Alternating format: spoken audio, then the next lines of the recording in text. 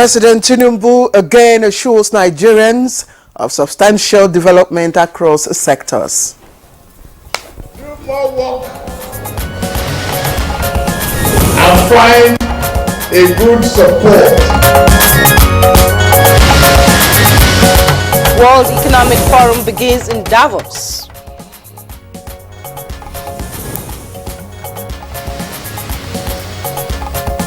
And Federal Capital Territory Administration staff protest against appointment of new permanent secretary.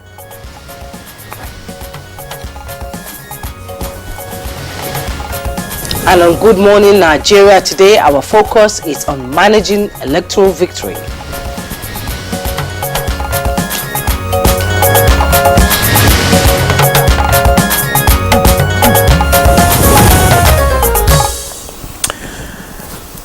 Last Friday, it was all celebration of victory for 8 states where Nigeria's apex court determined their future in the country, upholding the victories of their respective governors in the concluded governorship elections March.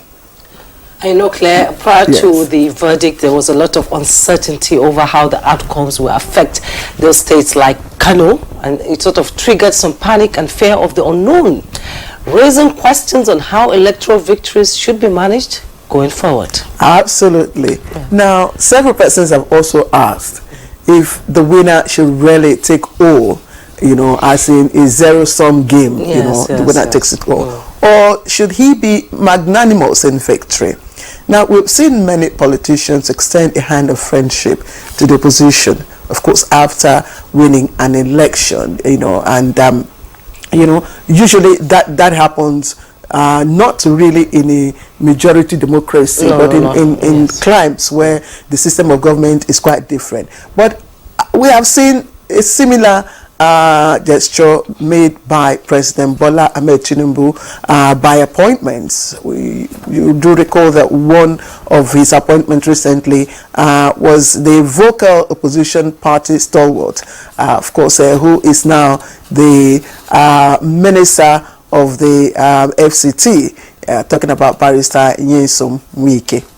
And a lot of people, insist that gestures like this are quite rare because a good number of politicians pay lip service to this hand of friendship. They say they are extending a hand of friendship, but at the end of the day, it just doesn't work. There's no, yes, it just doesn't work between them, and then it just lip service. Yes, and totally annihilating the opposition in governance. Now, how can politicians better manage electoral victory, Claire? Indeed, and so that's a big question, and it's one that we're not just starting today.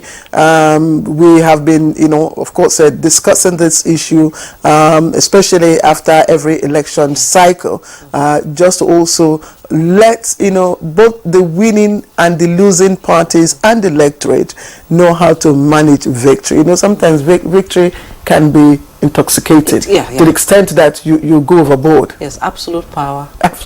Corrupt, absolutely. All right, so we have, of course, assembled the panel of guests on today's edition of the program, and they'll be joining us to speak on this very issue. Let me welcome you warmly to on today's edition of Good Morning Nigeria, and we're broadcasting live from our studio here in Abuja. I am Claire Adelabu Abdul.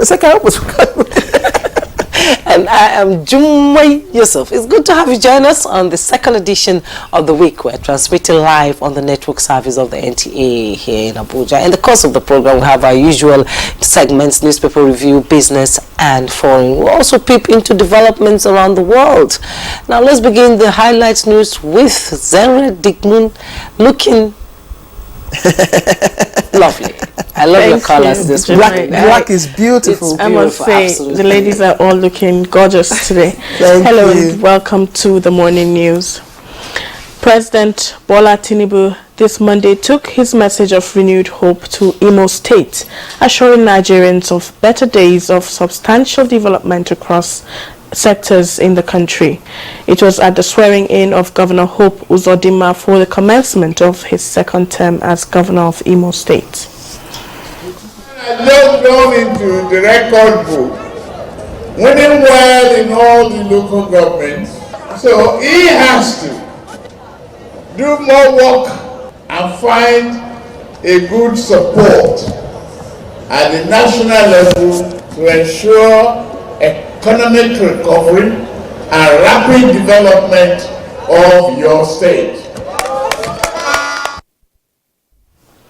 Every year, the World Economic Forum's annual meeting brings together top decision makers from government, business and civil society to address major global issues and priorities for the year ahead. Major economic issues as well as other issues of global concern are slated for the annual discussions at the forum. Billionaires have doubled their wealth and almost 5 billion people, that's 60% of the population, that's become poorer. So that's what is happening, and this is a decade of division. A decade of division where Oxfam predicts that within a decade we'll actually have a trillionaire. Staff of the Federal Capital Territory Administration have staged a peaceful protest against the appointment of a new FCTA Permanent Secretary by the Head of Service of the Federation. The protesters, led by the President of the Joint Unions Action Committee, Matilukoro Korede, converged on the premises of the FCTA Secretariat to press home their demands. And our message is very brief to the Head of Service. You no longer have power over FCT. Yes. As far as the posting of permanent secretary is concerned, she should limit herself to her jurisdiction. And that's the morning news for now. Good Morning Nigeria continues with Claire and Jumai after this break. All right, welcome back, and you're watching Good Morning Nigeria live on the network service of the Nigerian Television Authority, the NTA. Newspaper review is coming up next. Don't go away.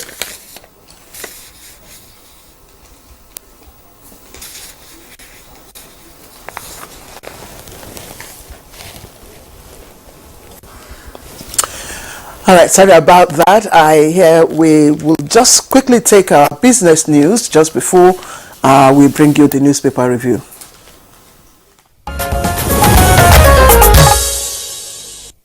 The International Monetary Fund, IMF, says nearly 40% of jobs globally will be influenced by artificial intelligence, with advanced economies expected to experience a higher impact compared to emerging markets and low-income nations.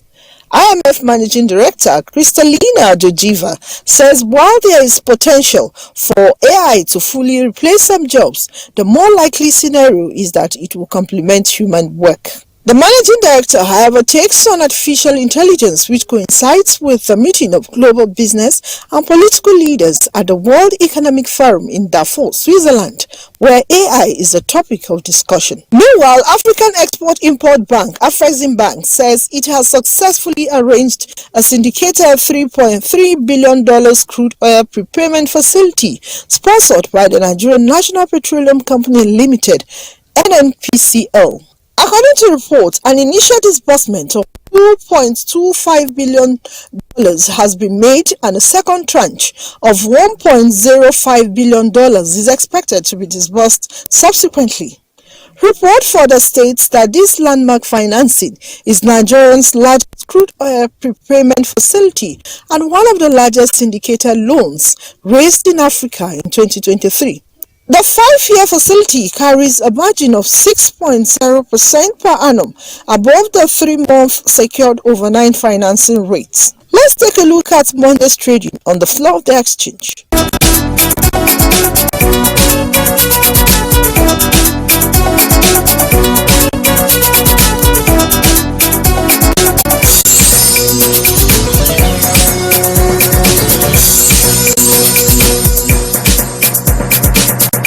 With business, Vivian Izadifi. We'll take our newspaper review now, and Chukudi is seated here this morning. Good morning, Chukudi. Good morning, Juma. How are you doing? I'm cool. You have sets and sets, of this your apparel. And each one you come up in simply looks, heavenly. Yeah, royal. You look resplendent. Yes. And so we are mixing colors this morning. Sort of but there's something I like about your apparels. You're not loud, yet you look, you're not loud. Great. Yeah. No, this is okay too. She's asking for the compliments to be extended. Yes, she's wishing for compliments this morning. I have to say good morning, ladies. Anyway, good morning, Chukwudi. How is the weather treating you? It's not treating me well. It's okay. It's okay. The dust keeps on returning the cough. Yes. It's seasonal. Yes, seasonal. Very soon it will. People need to be very, very careful with this weather. Yes. All right, let's quickly, let's quickly begin with the leadership newspaper. And above the masthead, we have Supreme Court, Nasarawa APC, PDP sign peace deal. Supreme Court, Nasarawa APC, PDP signed peace deal. Find details on page 11. Ganduje, Kwankwaso endorsed Kano Elders Council. Find the details on page 6. And below the masthead, we have detained Vassal, 23 arrested, Tinubu orders probe, Hills Tantita. Find details on page 7. President, governors, lawmakers pay tributes to fallen heroes. Yesterday we had the Armed Forces Remembrance Day, and it was colorful, it was beautiful, and the message from the president was commendable. We find details on page 7. At the side piece of the picture story of the Armed Forces Remembrance Day, we have 7 family members die in Kano Inferno. We find that on page 6. Food transport cost push inflation to 28.9%. Food transport cost push inflation to 28.9%. Details on page 21. 100 missing after boat capsizes in Niger. Details on page 12. AFCON 2023, Senegal trash Gambia 3-0. And details on page 23. And the headlines in the leadership newspaper: kidnapping crisis. FCT residents blame security agencies. With riders, kidnappers kill 3 more victims, raise ransom to 700 million. 5 sisters yet to regain freedom. And rescue victims, Remi Tinubu tells police. Retired Army General trides leaders. Picture story you see there.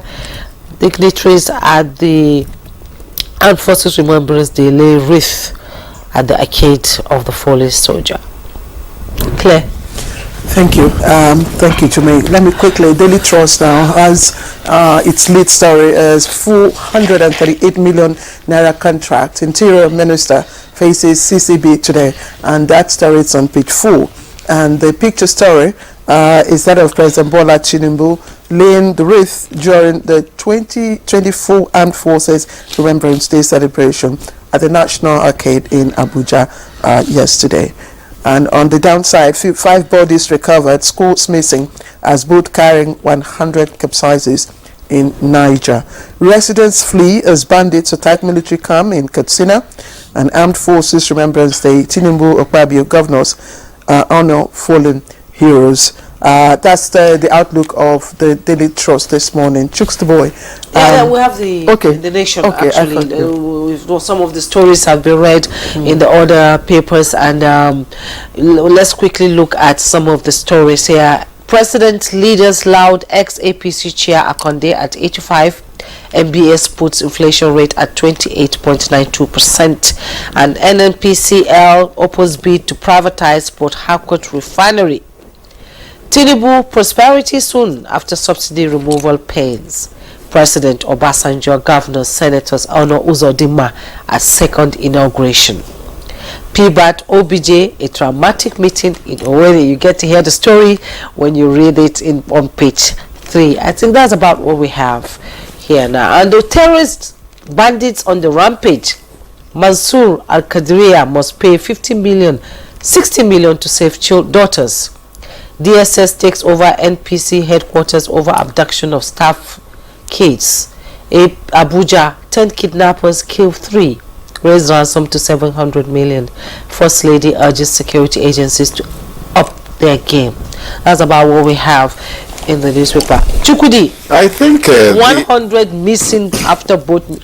Not again. Actually, not again. Thank you. Not again. No, not again. Not again. The boat carrying how many passengers? 100. How many More died than in 100 missing. That is about 5 cases of in January alone. no, not January alone. In the past 6 months or so, just before our dear Kingsley left, we had about two of them, almost close to. One was on the heels of the other one, so to speak, in quick succession. Even in January, I think this is the third one in January. So the point you're making, you want to make is it that before now we have been ignoring as the media cases of boat mishaps, or maritime safety has really got reckless and really fatal? Something is terribly wrong. We need to look into it. Yes. People can't be. It's morning television. So let me leave out this one. Yes. People can't let people die.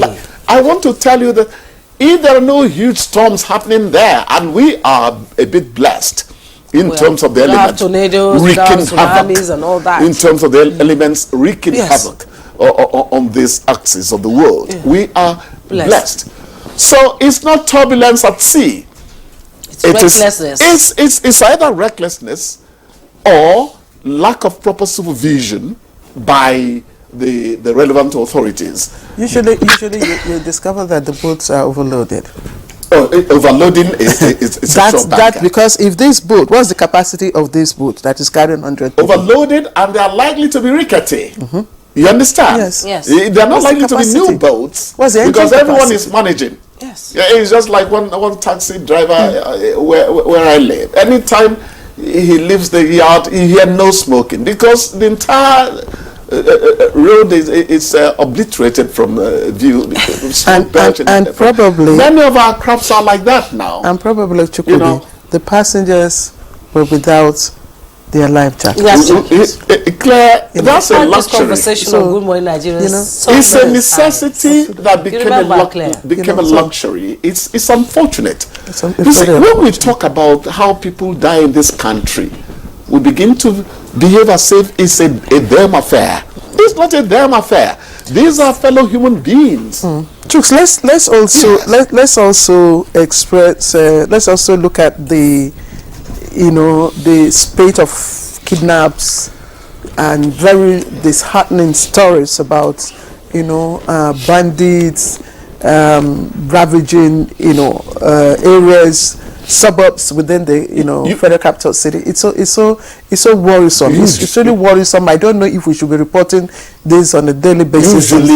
Usually the president's wife, Remi Tinubu, does not come out to say that she's on the quiet side, so to speak. She's not like the Chukudis of this world, She's on the quiet side. Precisely. I think you read it there. Yes. She's asking the security agents to take action. Because and she's not talking because there are 5 sisters somewhere. She's a mother. She's a mother. Thank you, She's Claire. a mother. Even when she's she was in the Senate, mother. Yes. Security has always been a topic she delves into. Yes. She talks about on the floor of the National Assembly. She's a mother. She feels the pain. And she feels it. And I know you and I feel it. Yes. I don't even want to talk about it. I can't find. I have just this good spirit. I can't find the I don't know. I can't talk about what is the end game of the kidnappers? Do they want to create a siege mentality so that we all get timid about even coming outside? Do they want to give the impression that they have overwhelmed the security forces? Who will protect us then? Because that's what it seems now. Yes. Because if you can read out that again. Mansour Al-Qadiriya must pay 60 million to save daughters. DSS takes over MPC headquarters over abduction of staff kids. Abuja, 10 kidnappers kill 3. Raised ransom to 700 million. One of those killed yesterday is a secondary school boy. Yes. I think a 13-year-old girl. And the First Lady urging security agencies to up their don't game. want to speculate. I mean up, really, really up their game. I don't want to speculate, but there is more to this than meets the eye. Anyway, somebody is deployed to do something. And the former Minister of Communication is saying that why can't they use technology to they call we mentioned to demand. We mentioned that just yesterday. Yeah, you know, you get to hear about wizardry from the field of technology or in the field of technology. How much of it are we employing? And yesterday we said, is it that these gadgets that can ease the job are too expensive to procure? Why don't you make it part of the budget? This is not, let's also, Chukudi, know that this is a failure of intelligence, pure and simple. Pure and simple. Yes, because if we were good on that side, then the other, those who are responsible to, arrest will be made. If we were good in that area, we'll be preemptive and not reactive. Exactly. Yes. We'll be So you have preemptive and a great proactive. point there. Honestly. Yes, honestly. on a sad note, can we talk about one of our guests regular on Good Morning Nigeria? My friend Issa Gusso Shetima writes on X8. He has been on Good Morning Nigeria numerous times, SA Media to Governor Kashim Shetima when he was governor and now VP. He died recently in India, in an Indian hospital, and he was buried on Sunday here in Abuja. Yes, after a brief illness, and the Vice President is deeply touched over this death. Yes. He has been a guest on Good Morning Nigeria. Yes. On a sad note, we mourn him. And not just him as well.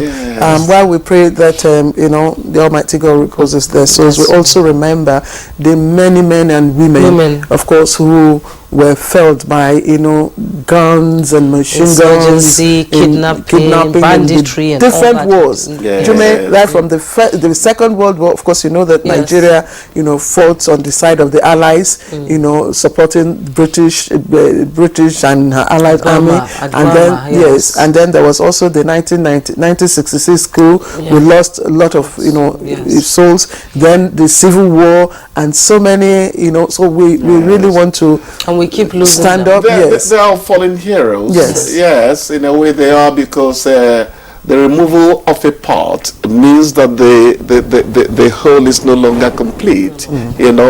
So we really feel sorry. We feel bad that they had to go the way they went. And I hope this time around, beyond the ceremony. We are beyond the ceremony. Yes, and I don't want to hear stories of ex-servicemen, for instance, not being attended to early enough, but I think that has improved. Yes, I want to use this opportunity to also remember when people were gathering under the bridge somewhere. Appeal to Nigerians to also show some respect, support our military, because if you support them, they are also capable of protecting the territorial integrity. I feel bad when I hear people say, are they not doing what they are paid for? Why because I went, Jume, you were in Maiduguri. Sign up so that you do what you're paid for. When she was in Maiduguri, when Mohammed Ali, that is the Deputy Director News now, and I visited Maiduguri. We visited the front line, and since then, apart from the fact that I've had experience in the barracks, since then, my support and respect and admiration for our uniformed men, because your eyes were further to what exactly. So let us, regardless of what we feel, regardless of what insecurity, you don't behave like somebody who was raised in the barracks. Let us put our acts together. Let us act as one. Let us speak in one voice. And believe you me, if we do that, we will be able to defeat the bandits or whatever they are called. But when we have different we are having a cacophonous, or what they call it, voice. Cacophonous. Thank you. The stress is on the second syllable. Yes, cacophonous voice. Okay. Thank you. We became unruly over the years. We started talking anyhow. When I say, where is NOA? It's as if somebody has said, go after these people. Well, we will do our best. We will do our bit. The chairman of the became unruly. We started talking the Nigerian Legion yesterday was saying, I asked him this fundamental question. I said, what happened democracy just came up 24 years ago. The military has been ruling. What happened? He said they misused the opportunity then. Because most people, yes, they misuse the opportunity to upgrade the veterans, to make sure that the Legion is backed fully with funding and all that. But right now, they are sitting up, they demand that for themselves, because after leaving the barracks, what else? You asked about NOE. Forget, we are not forgetting. No. The media, we are doing our part. Yes. And I'm sure that the leadership of the NOE is listening, is watching. But we will do our part to ensure. Anyway, just before we round off, Chukwudi, yesterday, all the big names. I know we had this discussion. All the big teams. We had this discussion when Coach Haruna, Bumi Haruna was here. Indeed, Coach Haruna predicted that should the Super Eagles win their first match, then we shouldn't expect anything from them. But if they lose, then we should expect that the loss will ginger them up too. So we are expecting that our next match on Thursday, that we will go out and fly indeed like the eagle. I don't know how much I want to take in this your thesis on failure, encouraging men to. No. It's not my thesis. Greater exploit. Senegal really did well yesterday. Listen, please. 3-0. It's not my thesis. It's a coach, and he said over the years that usually what happens is when the Super Eagles, lose. No, when they win their first match. They tend to become, complacent. I told you yesterday. And, does anyone know what curse they are under? No. They can't be under. After a loss, usually. Can you tell me that people must lose before they begin to succeed? No, but it changes you. There's an English proverb. Nothing succeeds like success. Saudi 89 is likely to be followed by success. Saudi 89, Atlanta. We all saw that they came up from behind to win. There are empirical evidence to support. There are empirical evidence to support that can happen. Yes. It can also happen. It can work. Well, by the time you calculate. Football is all about calculations. God help Africa. Imagine Cameroon hold 10-man Guinea to 1-1 draw. Guinea. No, but that's really surprising. Guinea. Yeah, that's surprising. Because I thought almighty Cameroon would ride roughshod. Is that surprising? What about Kevin? Do you know? I don't know. And Senegal trash Gambia 3-0. Because I'm not sure of the meaning anymore. But I thought somebody said the other time there are no minions in football anymore. Well, I think, please let me not go further. Okay. But what he was trying to say is that you cannot treat anyone as a pushover anymore. No, you can't. Yes. Honestly, you can't. And we expect that by the time they go into the second match on Thursday, that the wobbling midfield will work together. We also discovered that apart from the very maybe 1 or 2 sessions they had, the opponent on Thursday is formidable. Yes, it's formidable, but they are formidable. Both teams have won the AFCON Cup before. Ivory Coast has won. Super Eagles 3 times. Well, in terms of ascendancy, the Super Eagles actually showed an upper hand in that match. But for those misses by the Batman, by Victor Osimhen, we would have triumphed in that match. So if we play like that and use our opportunity as it comes, we are going to have a better story to tell. I think so. And they should stop playing individual games. They should the midfield should learn to feed the strikers, because if you don't feed the strikers will just be there and waiting for you. They should stop. Our first game, they should stop playing like Chelsea. No. I won't cause trouble before. No, you are not causing any trouble. They should play like no, you are not causing any trouble. You're a gooner. We are all gooners. Yes. It's not an accident that we are gathered together. Chukwudi, thank you so much for coming. With the good gunners with the good heart. Yes. We know how to lose. We also know how to win. Yes. Anyway, thank you, Chukwudi. It's now Nigeria's turn. Let's leave Arsenal out of it. All right, Chukwudi, thank you very much, and do have a good day. We'll see you tomorrow. Thank you. And you're watching Good Morning Nigeria. That was our newspaper review segment. Don't forget, today we're looking at how to manage election victory, and we have very interesting guests, of course, experts in political analysis. They'll be here in a short while. So don't go away. Grab your chairs, get your seat, and we'll be right back. And a glass of a cup of You're still watching Good Morning Nigeria on the network service of the NTA. And next we have a backgrounder on our topic this morning, managing electoral victory. In Nigeria, electoral period is usually once every 4 years. Hence, preparations are always in top gear with lots of resources expended. Of course, at the end of the elections, one person emerges victorious, while others are left to lick their wounds or seek redress. Over time, seeking redress after election is believed to be quite a Herculean task. However, in the course of time, there tends to be some rancor between the winner and the contenders who mostly feel cheated, with the victorious tending to use some leadership might against the opposition in a situation where the winner takes everything. Many have condemned this act while charging the winners to operate an open-door policy towards the opposition in order to ensure desired goals and unity instead of victimizing of the opposition with state might. Recall that former President Olusegun Obasanjo appointed a key member of his opposition, Bola Ige, in his cabinet as a minister.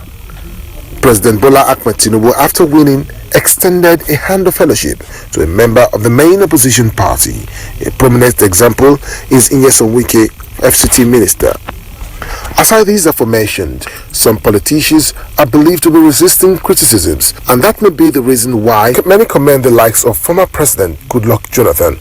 Many agree that these gestures are quite rare because politicians pay lip service to this hand of fellowship, totally annihilating the opposition in governance.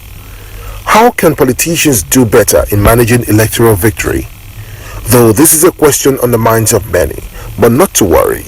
Guests already seated will be responding to these and more shortly. Oyeyemi Ajayi, thank you for the background report. And managing electoral victory is what we are discussing. And we have our guests joining us from different parts of the country. Let me begin from our studio in Maiduguri. And we have Waziri Bulama, who is the former National Secretary of the All Progressives Congress, APC. Malam Waziri, it's good to see you. Good morning, Claire. Good morning, Jumai. Good morning, Nigeria. Good to be here. Good morning, Malam Bulama. It's a pleasure seeing you. And compliments of the season. And let's quickly bring in our other guest. He's joining us via Zoom from Ibadan. It's Professor Emmanuel Remi Ayade, Professor of Political Institutions, Governance and Public Policy, Department of Political Science, University of Ibadan. You're welcome to Good Morning Nigeria. It's good to see you. Well, good morning. Thank you for having me today. Good morning. We also have joining us via Zoom, a regular, but he's not in the studio this morning, Ezenwa Nwago, Chairman Partners for Electoral Reforms. Good morning, Ezenwa.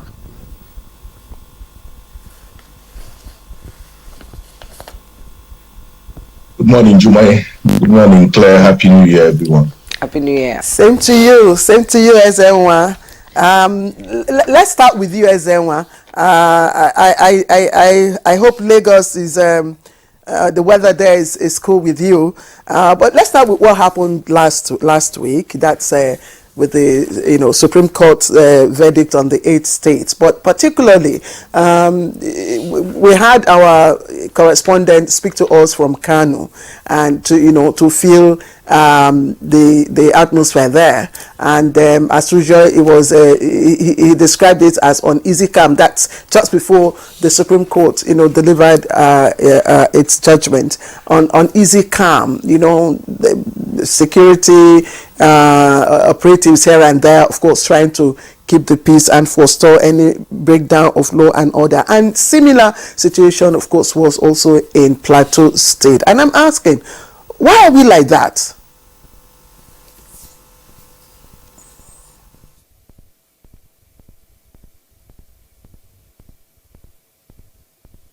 Well, Claire, I just think that if you understand politics, especially elective politics, you would appreciate the fact that it's by its nature divisive because you have people pitching tents on different sides, and no matter what the outcome of those litigations were, it was going to by itself portend some level of threat.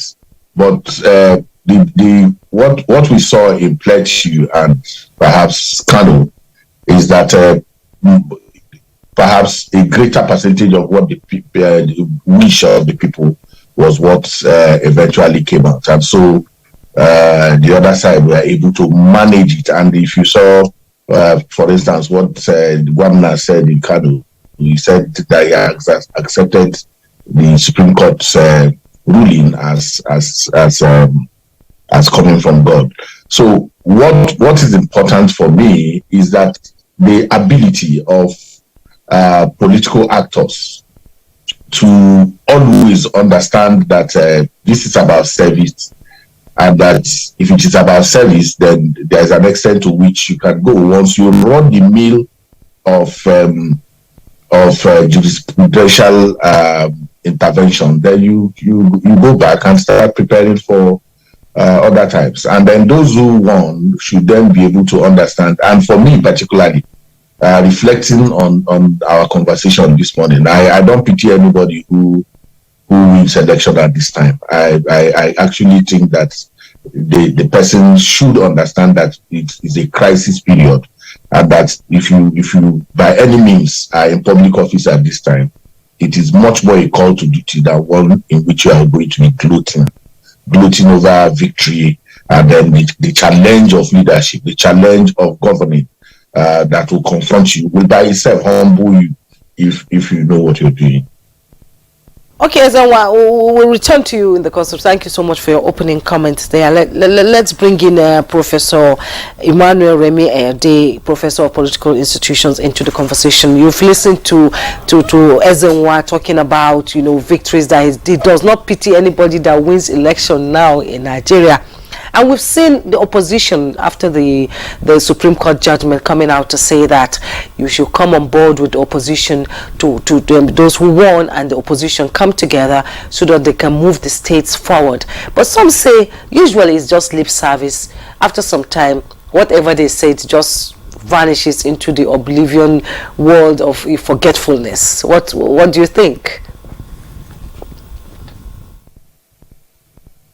That the point that Ezenwa is making is that the challenge of governance is even more demanding, given the situation of the country at present, than even the challenge of going through the judicial process in order to secure a victory after the outcome of the election has been contested in the courts. And that naturally, one would expect any winner, the current winners, to recognize the enormity of the task before them, and immediately recognize the fact that they have to take a non-partisan approach to addressing some of these issues. But you also know that it is the responsibility of those who did not win, who are also in the opposition, to provide alternative views or perspective on some of these issues. So the idea of taking a non-partisan approach is to be able to harvest multiple ideas on how to address the current crisis. But I can tell you that, as you have said, this may not really happen to a large extent, because they make mention of the Wike case, but there was a deal struck between Wike and the president, which led to the victory of the APC in the presidential election in Rivers State. So in a sense, that's not the kind of non-partisanship that we are talking about. We are talking about those who are in the opposition, those who are in the party that went to court, and so on. So what we have is a situation where instead of working together towards addressing some of these issues, they are likely to think that the contest for the next election must begin immediately, And we often don't stop reminding them that we cannot be campaigning forever. Once there's a victory declared and settled, what is left is for us to focus on governance. Now, Ezenwa's position is particularly also very important given the kind of issues that are coming out of the ministries, the scandals, the cases with the EFCC, and the way public officers have conducted themselves in terms of their long entourages and all of that. I think it runs contrary to expectation, given the fact that we believe that we're in a crisis situation and a very committed and strong sense of understanding of this crisis is required to bring us out of the woods. So we don't expect politicians to gloat, to feel that, to celebrate too much. In fact, in normal times, we expect them to exercise magnanimity in victory. Now, these are not normal times. These are very difficult times. And we expect them to actually roll up their sleeves and demonstrate to Nigerians that they see the situation, they understand the pains of ordinary people, and that they are actually set for the task, and then mobilize Nigerians to support them, to make their own contribution to be able to solve the problem. That's what the expectation is.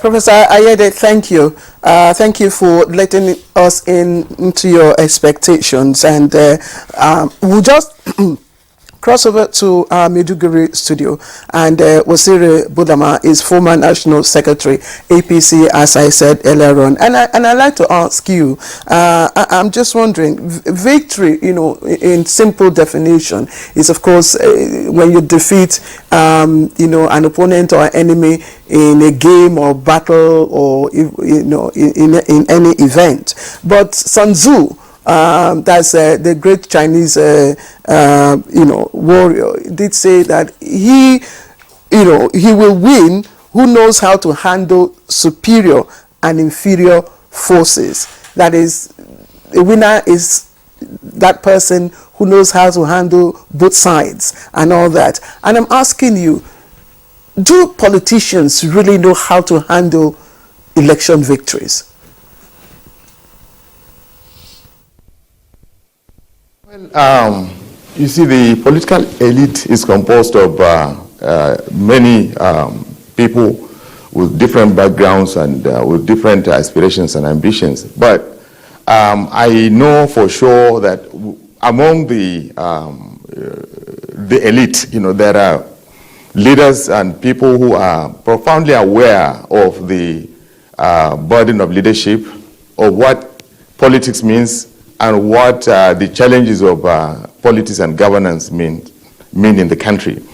For instance, this particular election that we went through in 2023 brought up President Bola Ahmed Tinubu, who from day one said, made some profound and very deep and thought-provoking statements, where he appeared to be someone who is conscientious, who is aware of the burden of leadership, who is aware of the fact that this election gave him the mandate to carry out very serious reforms. He is someone who, for instance, has exhibited a desire to be held accountable. He has also shown the desire to ensure that his appointees are also held accountable. And from day one, he made some, on the inauguration, he took some hard decisions, like the statement on the end of fuel subsidy in the country, which was subject to abuse over many decades. The issue of parallel exchange rates in the country, which was also another big issue that had undermined and held back our economy for long. And so President Tinubu is one of these leaders who has shown serious conviction and commitment to leadership in the country. Knowing also the fact that, unlike the previous leaders in this Fourth Republic from 1999, most of them were institutional leaders. Most of them were, recruited into politics by the political elite because of their national profile and their records. This time around, President Tinubu emerged from the political process, and he is a true blue-blooded politician who is aware of the condition that people live in the country. He went through the processes, out of his own, capacity and political engineering and relationship with the entire, political elite in our party as well as in the country where he got, elected. So we expect that the approach to leadership this time around, quite unlike the others who were, contemptuous of the political elite, contemptuous and cynical of Nigerians, President Tinubu takes Nigerians very seriously. He understands the difficulties and the challenges that have held this country down, and he is ready to address these issues. And coming forward after the inauguration, he set up, created a cabinet and went into a retreat where, performance expectations were read out to all the ministers, and the Office for Monitoring the Performance of Government was set up. And he also declared that, look, the buck stacks on my table, I will take responsibility. And so President Tinubu has shown a kind of responsiveness, backed by quick action that had never been seen in the political leadership of this country in a long time. So I think things are going to change, and things are, really changing in the country politically. Madam Bulama, this is, we're seeing a different kind of governance in the country. Tinubu actually is the first president that has worked from is the technocrat and a politician at the same time. Let's bring in Ezewa Nwogu into the conversation. Now, managing electoral victory in Nigeria entails several key factors, and that electoral officials must take into cognizance so that they can be able to deliver on dividends of democracy. But there must be a strategy on how to achieve that. Can you give us some of the strategies that these politicians can use in making sure that the people feel the presence and the opposition know and feel that they are now giving out exactly what they said, walking the talk during their campaign? Fundamentally, the definition of opposition in Nigeria is a bit not clear. What you mean by opposition, because in terms of the differentness that you expect from political parties is not very clear. And Madam Bulama was talking about how President Tinubu has, from inauguration, defined the kind of politician, the kind of leader that he will be. But if you look deeply, the defining words of the president is that he's not likely going to depart from what his predecessors have done in fundamental terms. And I say this to mean that every government since 1999 has put the burden of fuel, of petrol on the ordinary people. Some people have referred to it as petrol fuel terror. The prices have, and right now as we speak, across the country, the median is about 650 naira per liter. What strategy that is important is to have a departure from those things that have pauperized the majority of the citizens of this country. And some of those things are the economic lines that we have followed, given to us by the World Bank and the IMF and the World Bank. I think we need to rethink some of these economic policies. We are devaluing our currency. We are privatizing. What has not been sold by the other people have not been sold, and there were concessions in everything. There's a challenge for us as a people. So it's not going to be whether you manage the whims and caprices of people who lost the election, who in real terms are not fundamentally different in terms of the way they will govern. And so they are not capable, like Professor Ayede said, of even the alternative thinking that is required to get us out of the kind of crisis that we are into right now. So what needs to, the strategy will be to begin to do those things immediately that can take the people out of this economic quagmire that we are into. We are talking about poverty. You are still, what you see is the urban poor, the rural poor is in a dire state. And if the opportunity we have is this kind of program to call attention that elections are over, the people are groaning in pain. The ordinary farmer cannot go to his farm because the likelihood of being kidnapped is high. These are challenges that need to be confronted. If we confront them, what the person who lost the election does or does not do will not matter to the ordinary people. The people of Nigeria are looking up to leadership to immediately get to work and forget that the elections are over. And let me just tell you, this whole thing about retreats, delivery mantras that have been given, they are being challenged by the outcomes that we are seeing. People who have not even done 6 months in government are already alleged to be putting their hand in the public till. And the challenge of even the past leadership is that the GSS has said that they are investigating about 13 governors who, among them alone, have been alleged to have taken 700 and something billion. And the 2 women that we are talking about now have just been accused of taking 444 billion.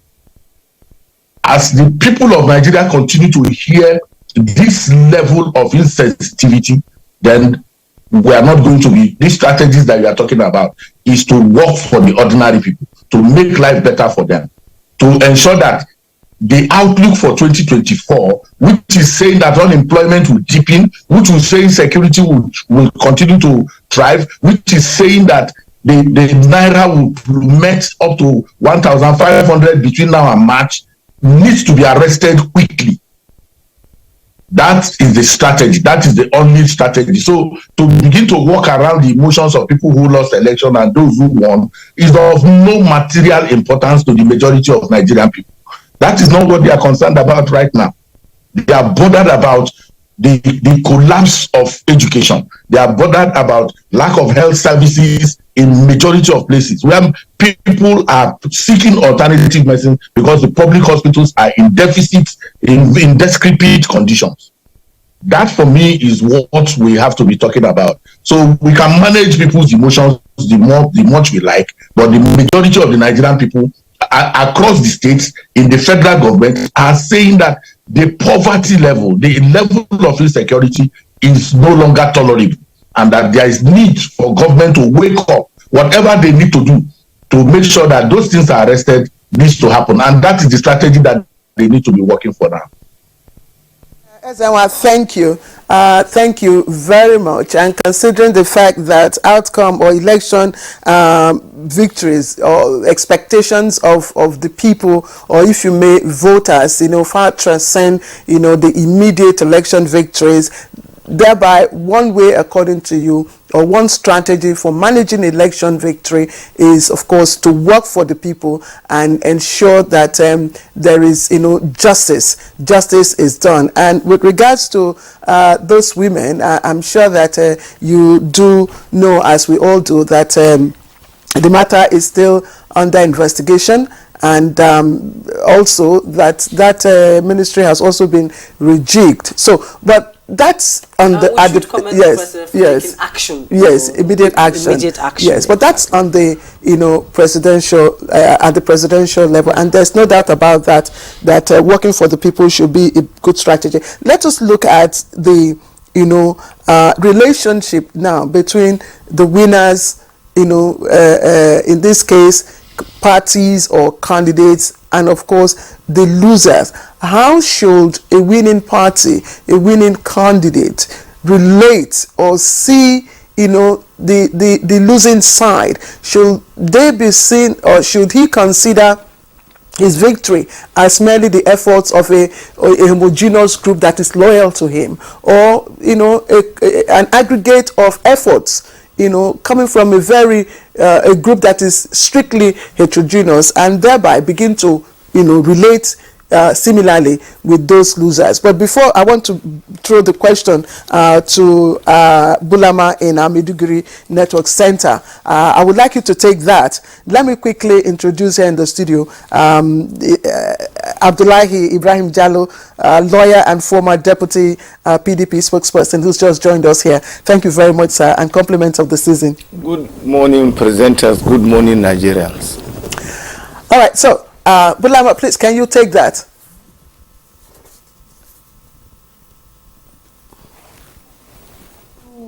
The relationship between the ruling party, or what do you call the victorious party, or the leaders and the opposition during this governance period. Well, for us in the APC, for instance, the president has opened his doors and he has opened his heart. He has called on the opposition to join him in governance, and he has also gone ahead to demonstrate that by appointing some key leaders from the opposition into the government to handle some important ministries and parastatals. But you see, our accountability the accountability of leadership is to the Nigerian public, who elected us as elected the president and the leader and the party into power.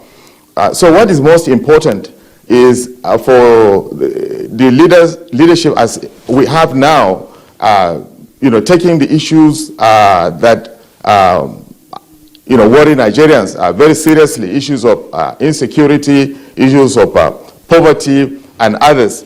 And these issues are not one-off things. They are not things that can be solved overnight. There are systemic and institutional issues, constraints that lead to cases of self-help, abuses, and other excesses in the system.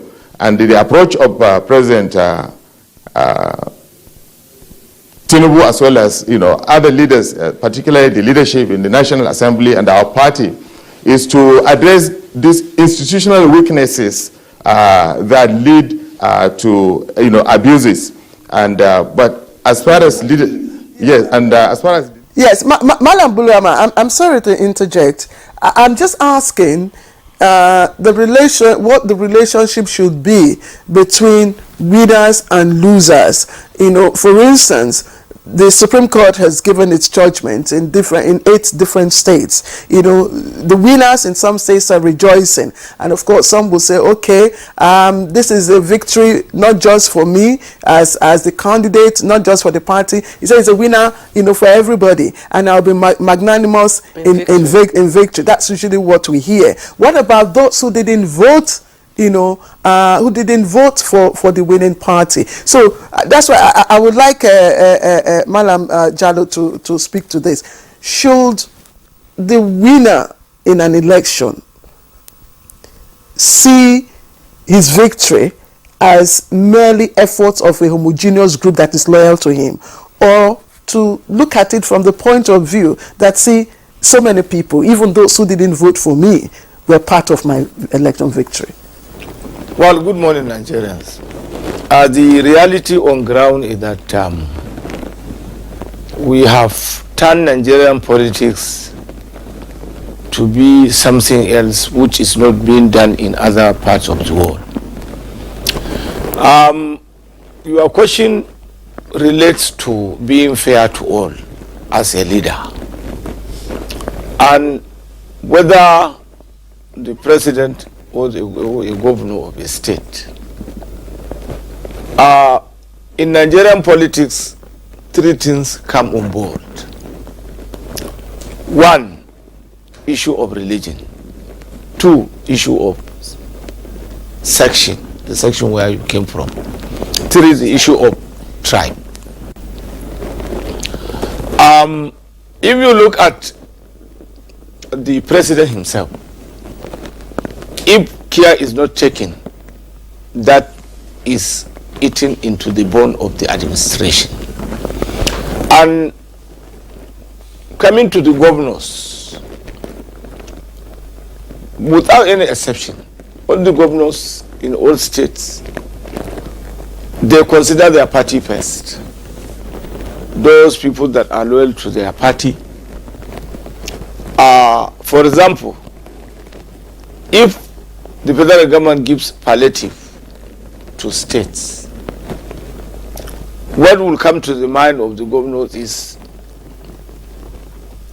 list the number of those that are our supporters first.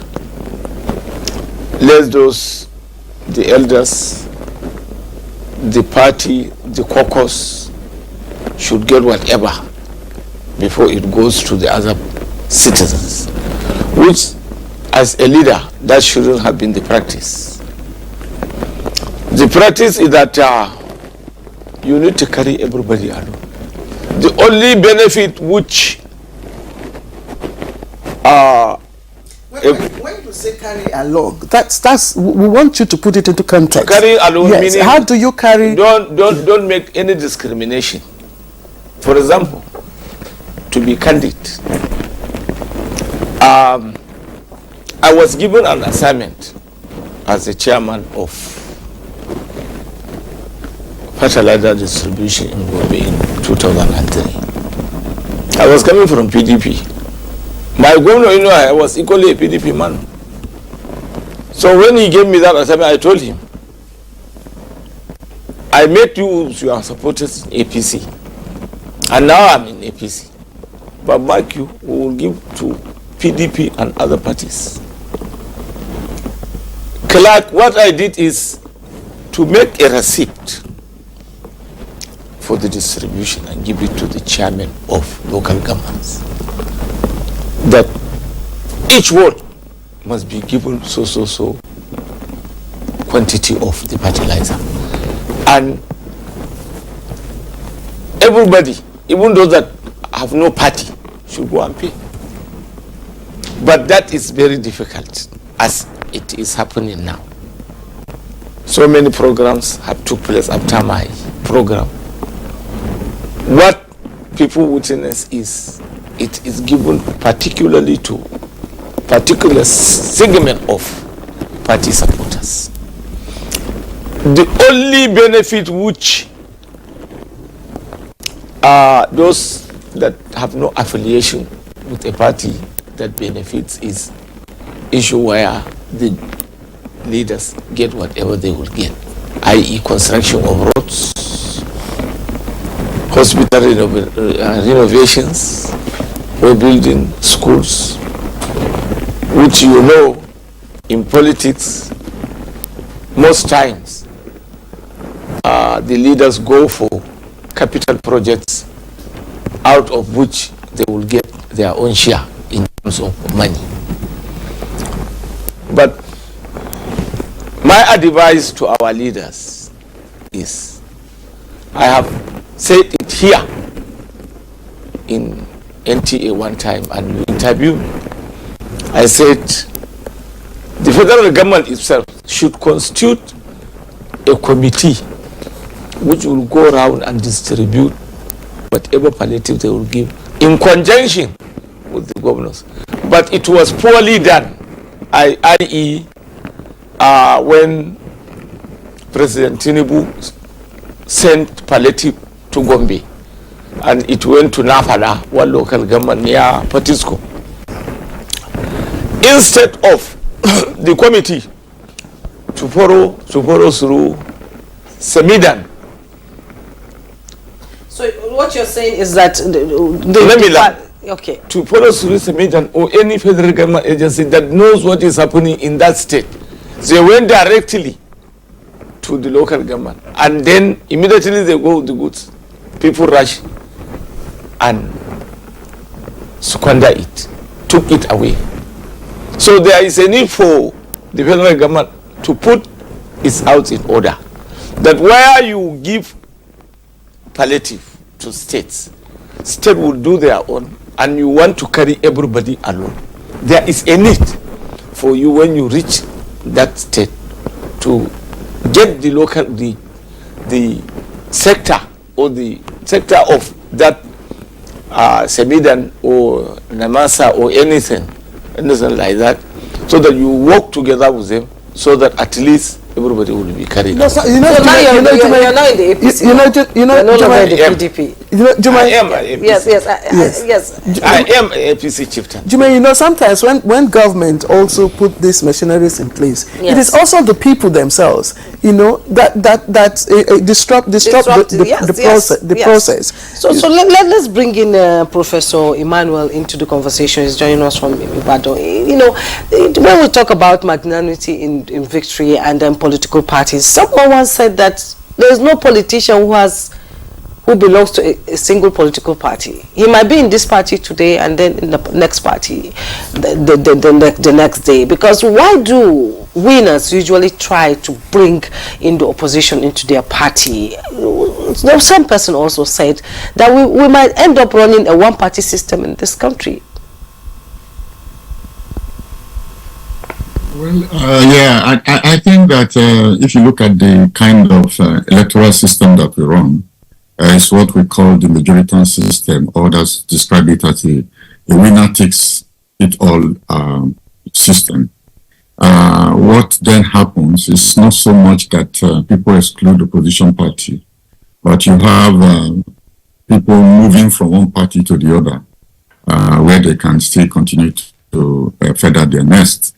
So when you have a situation like that, it means that once a party wins the major offices, others who want to participate in the victory quickly shift ground. Even when they win in the minor parties and they are few in their party in government, they tend to want to identify with the winning party. And that's when people talk about a one-party system. Otherwise, the system that we run is often described as leading to two-party system, not a single-party system.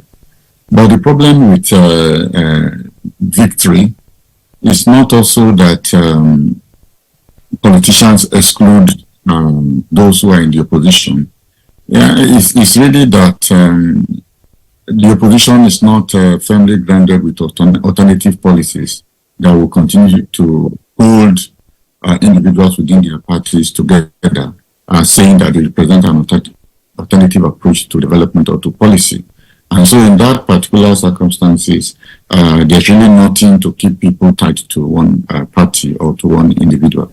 You have seen how even the spokesperson for the Article group has moved, very recently, surprisingly. So that's it. And that is why many people describe the political parties as a purpose vehicle machines. They are just there to convey candidates to participate in elections. So once the elections are over, then the parties are relegated to the background. So what we have are just our politicians who are looking for relevance, looking for influence, looking for power, looking for positions, and the party under which they contest doesn't really matter.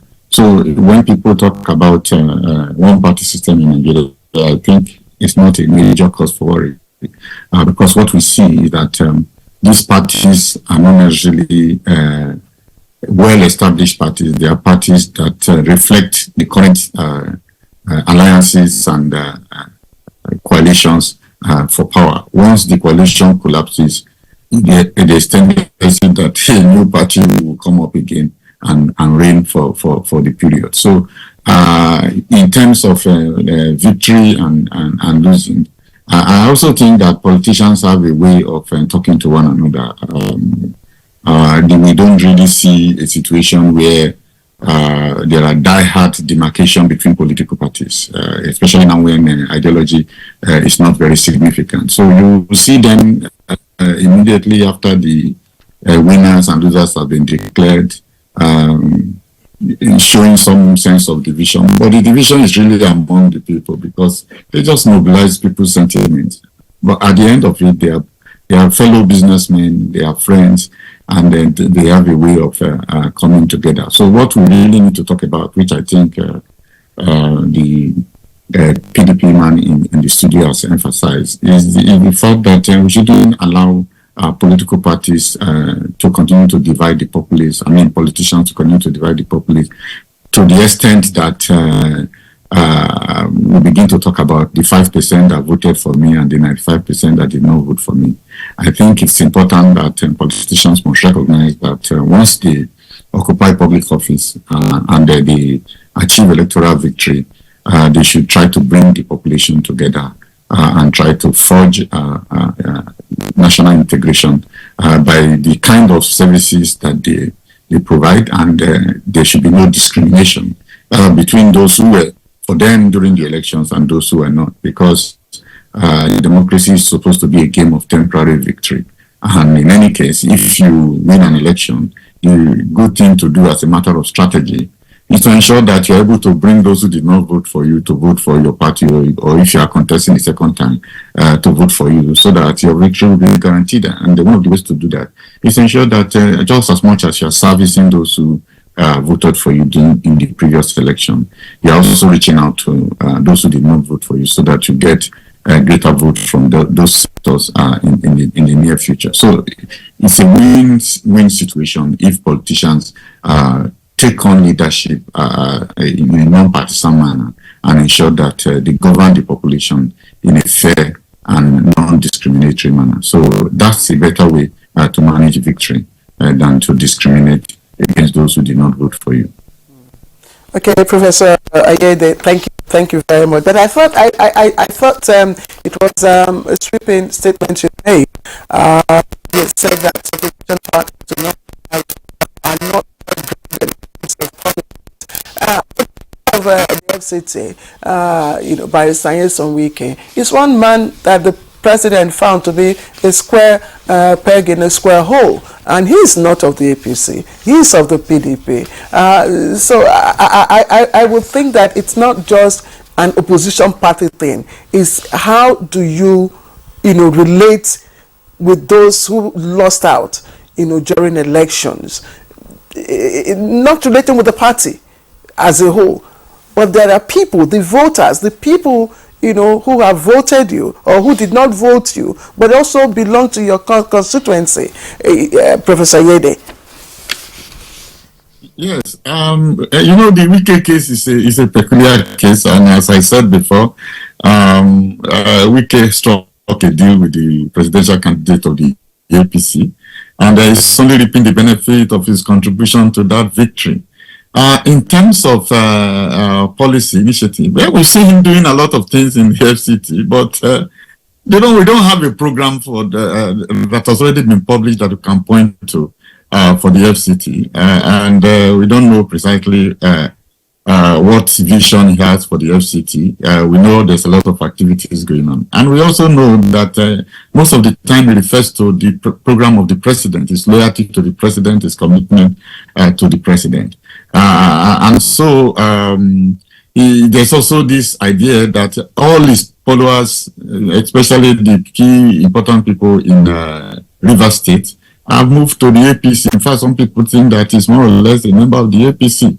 So even though there's no official movement yet, and you also know that he had the G5 governor with his political party. So it's difficult to begin to talk about his being in the FCT because he has some alternative policies that he's bringing. Sorry, let me just interrupt you. You talked about, maybe Minister Wike's supporters moving, but that's what you get when you make overtures to the opposition, those who did not, vote for you, or, those whom you find suitable to execute your policy. When you win them over, when you kind of bring them in and extend the olive branch, show magnanimity to them, you equally, win some converts. Isn't that the rule?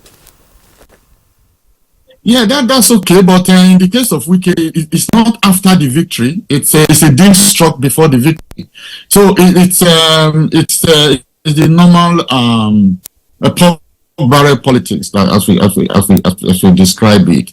I'm not saying that if the president finds Wike very strong and capable of implementing his policies in the FCT, and we can now cross-carpeting and moving to the APC, that he doesn't have a right to do so. The point I'm trying to make is to say that it's a peculiar case. It's not a case of the president winning and extending his hand to the opposition in a non-partisan manner. In fact, Wike's position is the product of partisan politics, not the product of a non-partisan reaching out to an opposition member that the president really found useful for the purpose of executing some of his programs. I think that's the point I'm making. Otherwise, it's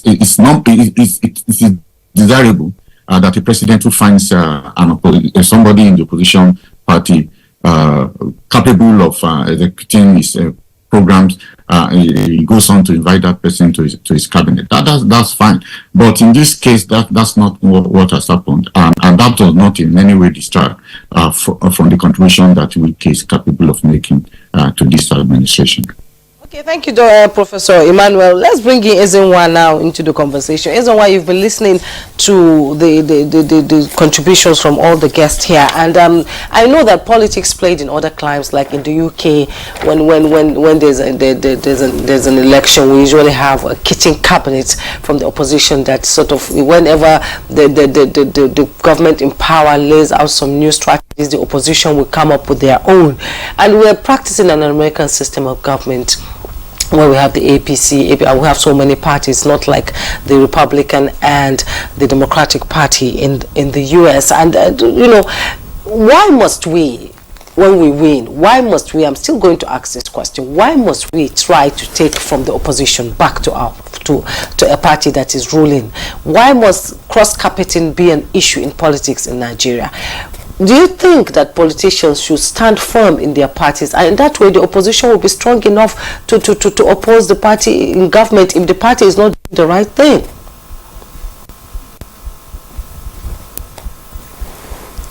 The center of our conversation has more or less been around patronage and cronyism, if you like. And the reason for that is that the species of the political class that we have do not think that opposition is honorable.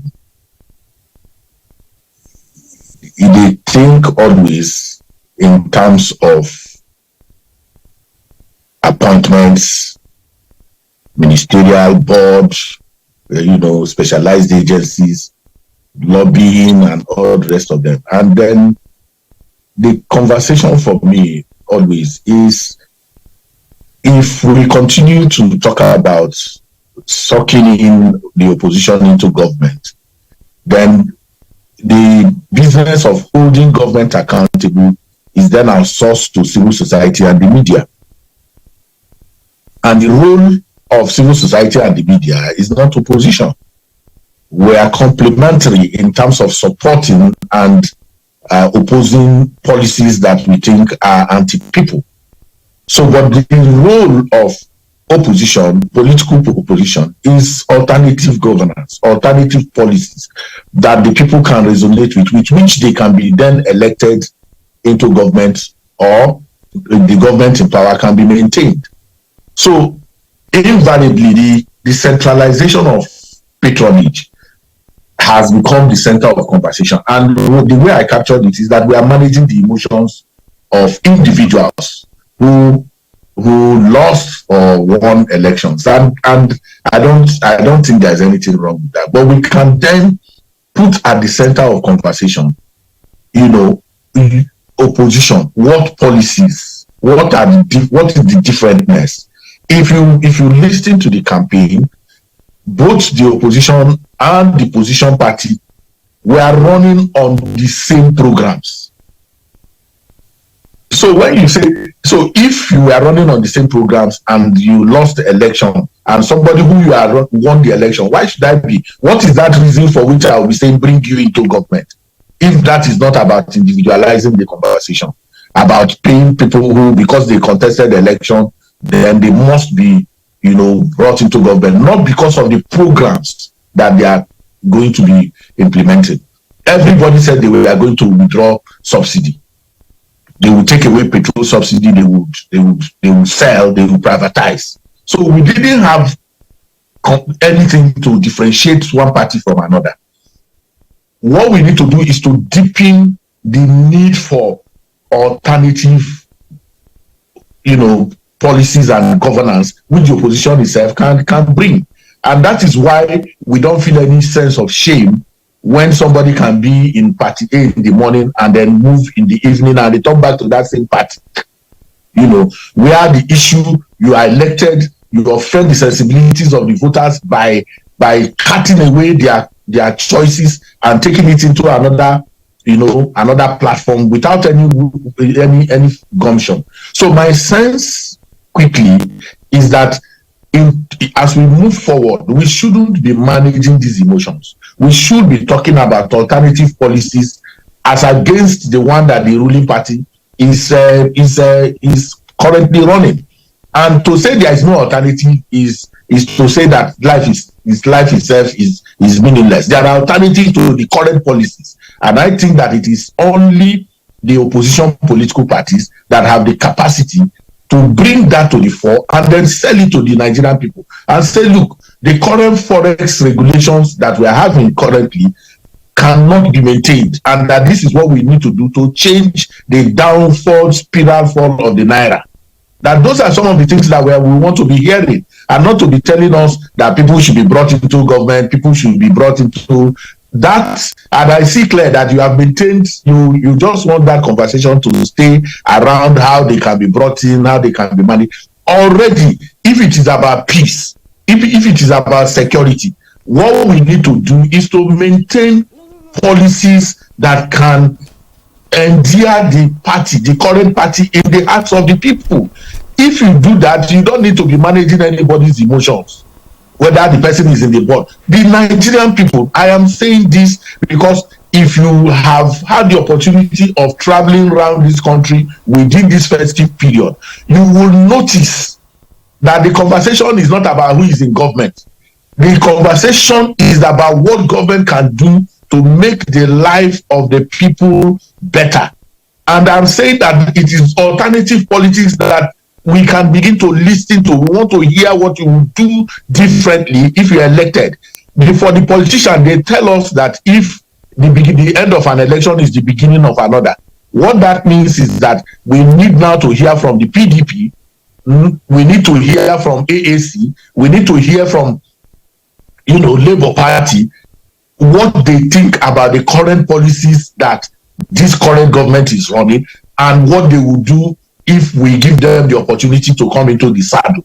Otherwise, we are stuck with this, and then I'm sorry. I'm sorry to interject. I thought it's also a good strategy, just like Abdullahi Ibrahim Jallo here suggested, to also mainstream, people that you think have the capacity, who did not support or who were not instrumental to your success. If you find them to have the intellectual capacity to contribute positively, to your administration or to your policy, Jallo believes that it's also a strategy to manage elections. But I thank you. We've noted your point, a very fundamental strategy. When we come back from this break, we will look at how some states, of course, where victories have been declared, elections have been won finally, what they can begin to do to mainstream everybody, a heterogeneous society, including those who did not vote for them, and of course begin to deliver democratic dividends. This is Good Morning Nigeria. You're welcome back, and you're still watching Good Morning Nigeria. We'll be discussing managing electoral victory in Nigeria. Some states, the Supreme Court judgments in 8 states in Nigeria was on last week, and we're talking about how these states who have won at the Supreme Court will manage the victory they have. Now, let me bring in Waziri Bulama into the conversation. Waziri Bulama, coming from Maiduguri, I know that it has always been one party from AMPP to APC in Maiduguri, and the opposition actually is not very strong in Maiduguri, but we saw sort of a growth in the opposition in the 2023 elections, where the PDP was able to get some votes. And when we're talking managing electoral victories, the case of places like Maiduguri and Yobe is quite peculiar when it comes to managing electoral victory, because the ruling party has been there since the inception of democracy 24 years ago. But as the APC National Secretary, former APC National Secretary, you oversaw a lot of states that some of them were not APC, and people have said that to be able to manage electoral victory, there must be inclusivity in everything that the winning party does, bringing in the opposition parties to the table to share ideas, because during the campaign, they all have different ideas, all have way of campaigning to canvass for votes from the people, and if they win, this is what they're going to do. How will the winning party be able to bring in the opposition parties to the table and sort of dig into their own ideas and sort of bring it into governance, so that every electorate will be able to enjoy the dividends of democracy?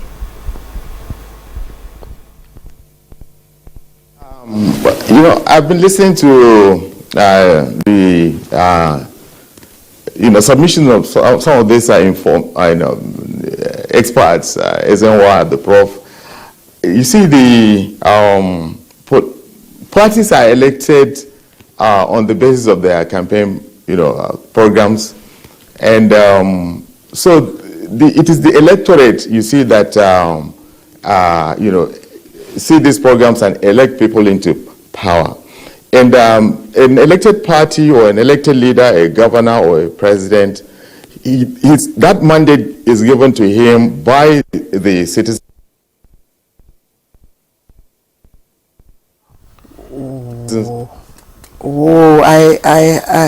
I hope we get Bulama back. We just lost signal from our Maiduguri studios there. But let me bring the conversation back to the studio here. Ibrahim Jallo, you heard Jumain's question. You want to take it up before I postpone? Yes.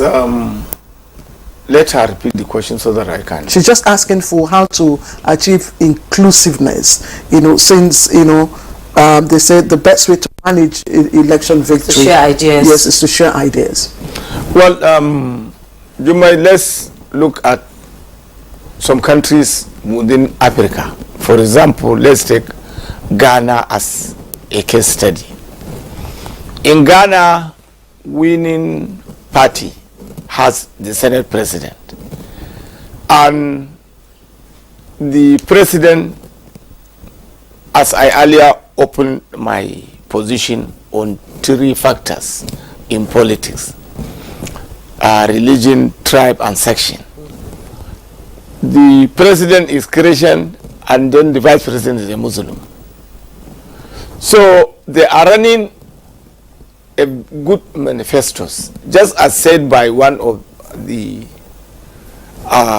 presenters, the guests, that there is a need for a coalition party, just like what Ghana is practicing. It is in the purview of our legislatures to look at it, that the present practice we are having is not giving us the good results.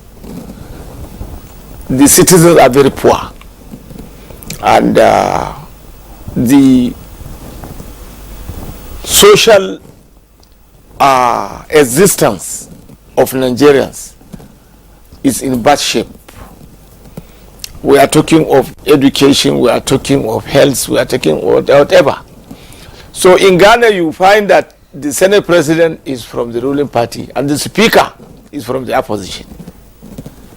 It is not out of place for our National Assembly, since they are the lawmakers, to look at it, that look, what we are doing, though we are doing presidential system of government, it is not above our powers to make some amendments so that the outcry of the opposition, that they know that if they are the people ruling, i.e. the PDP, they know better, then bring your better, so that everything will be done to the benefit of Nigerians. This is very critical. But as it is now, winners carry all.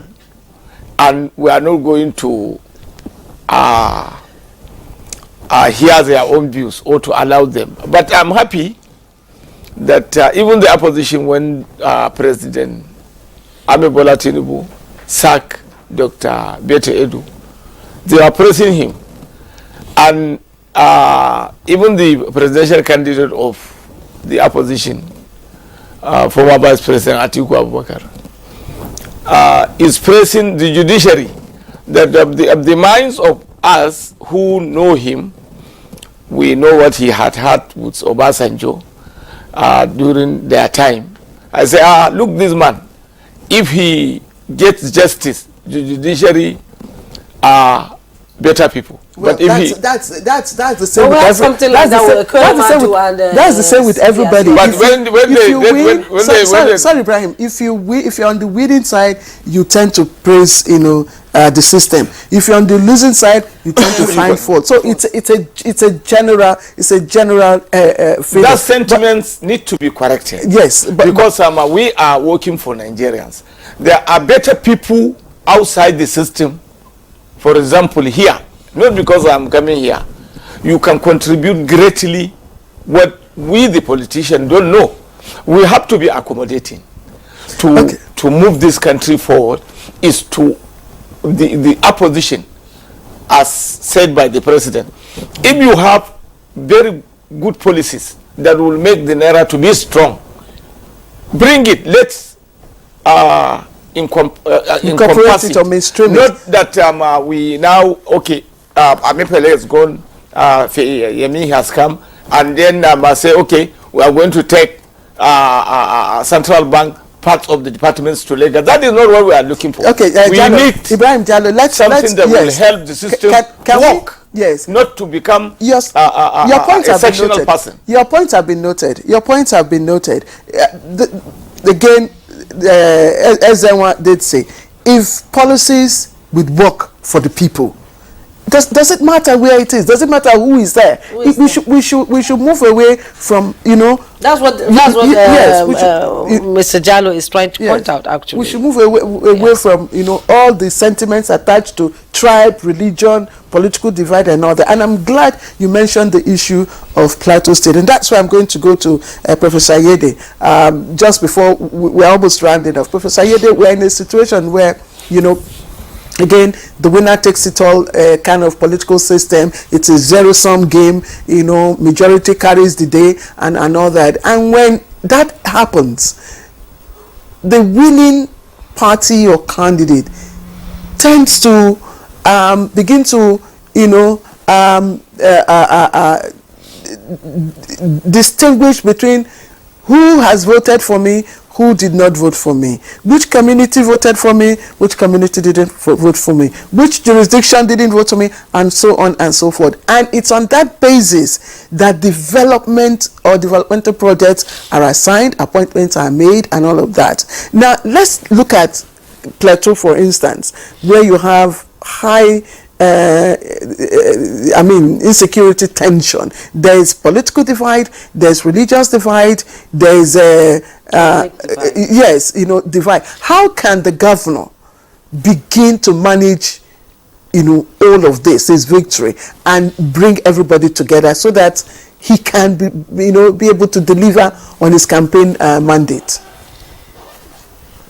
Yeah, I think Plateau State offers opportunity for the governor to demonstrate his commitment to promoting diversity. Given the situation in Plateau State, you can't avoid not bringing people together, especially the deep security issues, the violence and conflict that is going on in that state. The governor needs to first and foremost create a forum for dialogue. such that both victims and those who are perpetrators of those activities are able to meet in a manner that there can be reconciliation. If you remember the Truth and Commission in South Africa, or you look at the situation that happened in Kigali, that's in Rwanda, you will find that that kind of forum that enables people to express themselves in an open and reconciliatory environment, that would enable people to express remorse for whatever evil they perpetrated, and also enable victims to express forgiveness for those who have been involved in that. Then you see that the potential, for integration, for peace, will be very high. But that cannot happen without, first and foremost, recognizing the situation, recognizing the diversity, and then creating opportunities and platforms for people to come together and work together.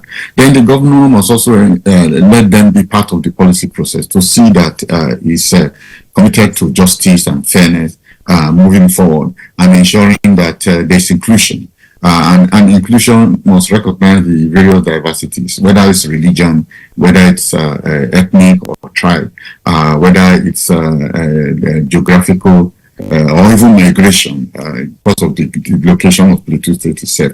All of these must be intentionally promoted. And if the governor doesn't do that, it means that the challenges in Plateau State are likely to deepen and continue. And around security, one of the very vital, important things that politicians should know is that partisanship should be removed from issues of security. Once you put partisanship into security problems, it's very difficult for such security issues to be addressed. So you must really be open and accommodating and bring everybody together in everything that he does. Okay, thank you so much, Professor Emmanuel. Let's bring in Ezenwa now into the conversation. Ezenwa, I know you have a lot of passion, for Nigeria, and whenever we have this kind of conversation, you sort of bring so many issues to the fore, like making sure that Nigerians enjoy the dividends of democracy, irrelevant of which party is in power. And inclusivity is also an issue when it comes to governance here. But, some people say behind the scenes, after all the campaign, all the politicians are friends. So why can't they bring their kind of friendship into governance? Well, the way people get into government in Nigeria is different from the academic thing that we are talking about. The way you get into government here is either the person in government knows you or knows the person that funded him, and some of these people that fund them are not politicians. In the larger scale, it surprises you that even the IMF and the World Bank can give people appointments, ministerial appointments in Nigeria, and the examples exist already. So my quick intervention always is that, like a prof said about Plateau, if you distribute infrastructure in a way that shows that you are managing the diversity of Plateau, which the governor is doing. For instance, the roads around Plateau Road are already being constructed, and that area is ordinarily seen to be a place where people didn't want to. Former leaders of that state were not really doing a lot of work. He has to invest in peace. The investment in peace is huge, and it does not have to be bipartisan. So their friendship does not matter. When they want to open banks and companies, they don't care about where they come from. If you look at banks, they are owned by Eze, Jumai, and Kayode. That's the way the law says it should be. And in sharing profits, we hardly see them quarrel. So the point is that we need to take away conversations from this very emotional place and understand that what will bring peace to Nigeria is that we reduce poverty, we create jobs, and that we make the people secure. And that is the primary rule of government. They just shared, the governors of the 36 states just shared nearly 700 and something billion naira. It was a bipartisan sharing, and I think we shouldn't reduce the conversation to what we are doing at this point. I'm sorry, I have to always be the one to interrupt you, but we just have in 60 seconds to take closing remarks from Bulama, who is in our Maiduguri studio. Unfortunately, we've not been able to get the best from him because of internet, network connection. Bulama, in just 60 seconds, if you may, what can you say to Kanu?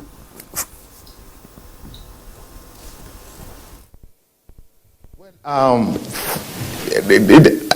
the APC and under the leadership of President Bola Tinubu, there is a new there's focus on leadership, on governance. There's the renewed hope agenda centered around 8 deliverable issues, critical areas that address the issues relating to the welfare and the security of Nigerians are covered, and his approach to leadership is responsive, and he's holding appointees to account. The National Assembly leadership under party has both in the Senate and the House of Reps, they have outlined a legislative agenda. Attention and focus is to Nigerians, and we are also going to do a serious post-mortem in our party to review all the things that happened before the elections, during the elections, and after the elections. Our party is committed to strengthening the institutions of state under democracy, the security institutions, the judiciary, the electoral institutions, so that the atmosphere of fairness and justice in the country, and opportunity is enhanced. And Malam Waziri Bolama, I'm sorry, I have to stop you at that point.